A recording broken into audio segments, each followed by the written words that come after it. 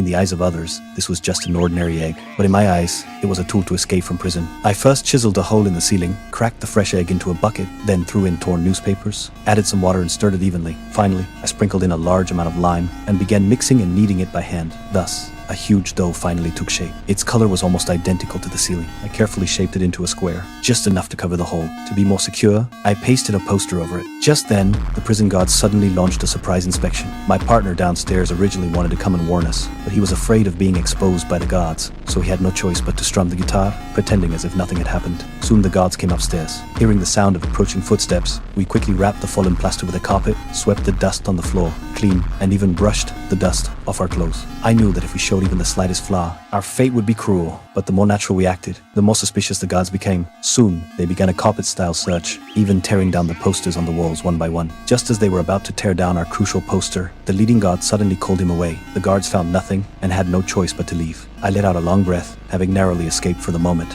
In fact, the ceiling was not our real escape route. The true escape route was at the corner of the wall. We planned to dig a tunnel 70 meters long there. The reason we made a hole in the ceiling was only to store the soil dug out. Because this tunnel would produce nearly 80 tons of soil, and only above the ceiling could store it, the guards would surely notice during inspections. To cover it up, we found a large container, once again mixed dough, and made a whole fake wall. After it solidified, we placed it over the gap and painted it with homemade white paint. The fake wall was almost indistinguishable from the real one. The guards couldn't detect it at all. As for the soil we dug out, we packed it into bags, secretly carried it to the second floor room, and poured it little by little into the ceiling hole. Although each time we had to reseal the hole, a process both tedious and dangerous, it was the only way to avoid exposure. Soon, 3 months had passed, yet we had only dug 2 meters. The slow progress made me anxious. The strength of just 3 men was far too little. We had to recruit more trustworthy people. After confirming the candidates, I brought them to the wall corner and lifted the secret opening. At that moment, everyone was stunned. Some even trembled with excitement. The temptation of freedom was too great.